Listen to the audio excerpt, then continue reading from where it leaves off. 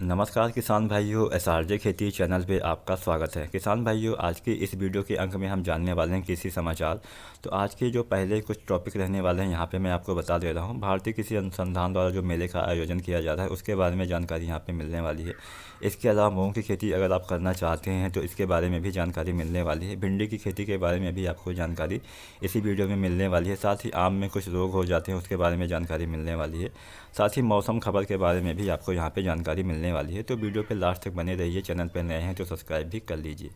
तो दोस्तों, सबसे पहले मैं यहाँ पे आपको बता दूं, अगर आप भी भारतीय कृषि अनुसंधान नई दिल्ली द्वारा जो मेले का आयोजन किया जाता है उसमें सम्मिलित होना चाहते हैं तो आप जा सकते हैं।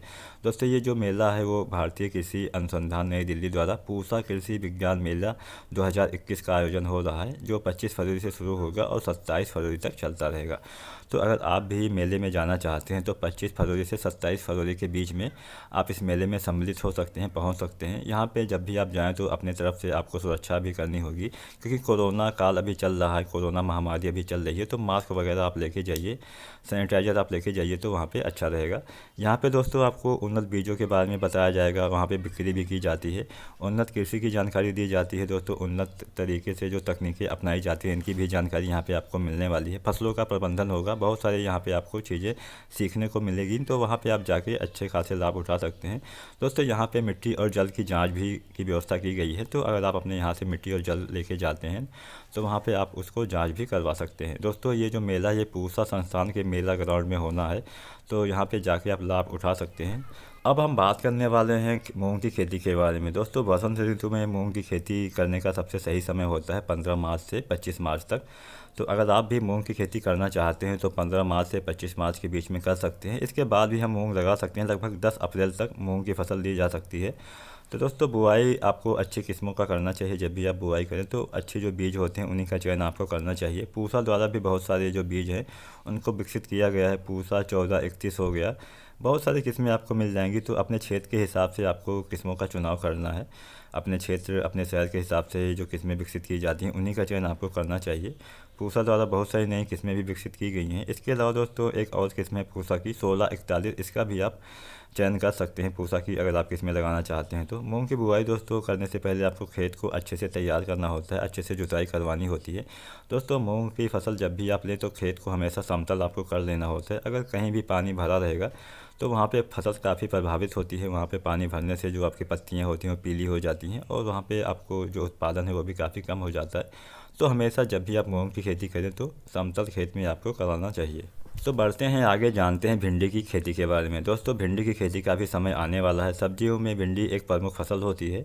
गर्मी और बरसात दोनों टाइम पे आप इसकी खेती कर सकते हैं। भिंडी का उत्पादन और क्षेत्रफल की अगर बात की जाए तो भारत विश्व में नंबर 1 पे आता है। तो यहाँ पे सबसे ज़्यादा भिंडी की खेती भी की जाती है, सबसे ज़्यादा खपत भी होता है। अगर हम बात करें खेत की तैयारी की तो दोस्तों, भिंडी की बुआई से पहले आपको 15 से 20 ट्राली जो सड़ी हुई गोबर की खाद होती है उसका प्रयोग आपको अपने खेत में करना चाहिए प्रति हेक्टेयर के हिसाब से।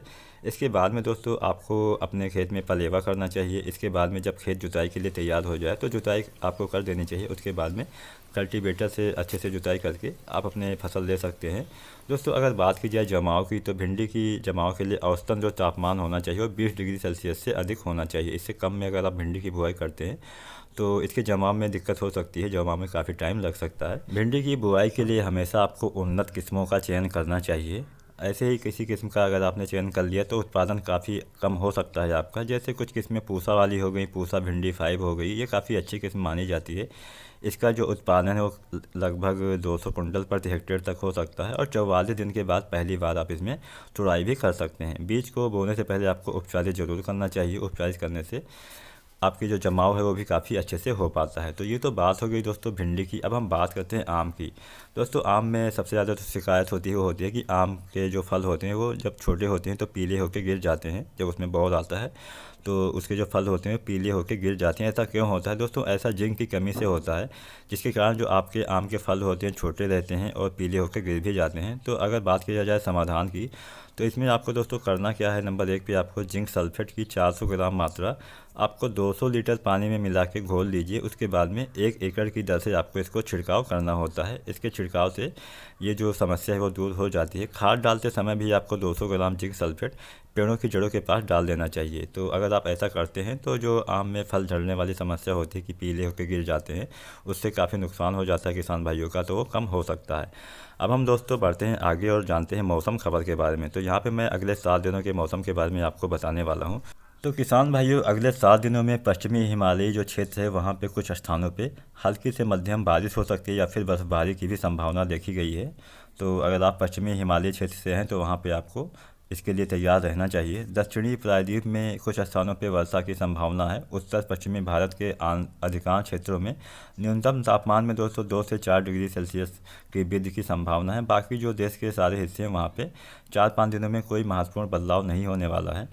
तो दोस्तों आज का हमारा वीडियो आपको कैसे लगा हमें ज़रूर बताएं। अगर पसंद आया हो तो लाइक करें, शेयर करें। चैनल पर नए हैं, वीडियो पहली बार देखा है तो इस चैनल को सब्सक्राइब करें। साथ ही इस वीडियो को लाइक शेयर भी जरूर करें ताकि अन्य किसानों को भी इसके बारे में पता चले। वीडियो देखने के लिए धन्यवाद। जय हिंद, वंदे मातरम।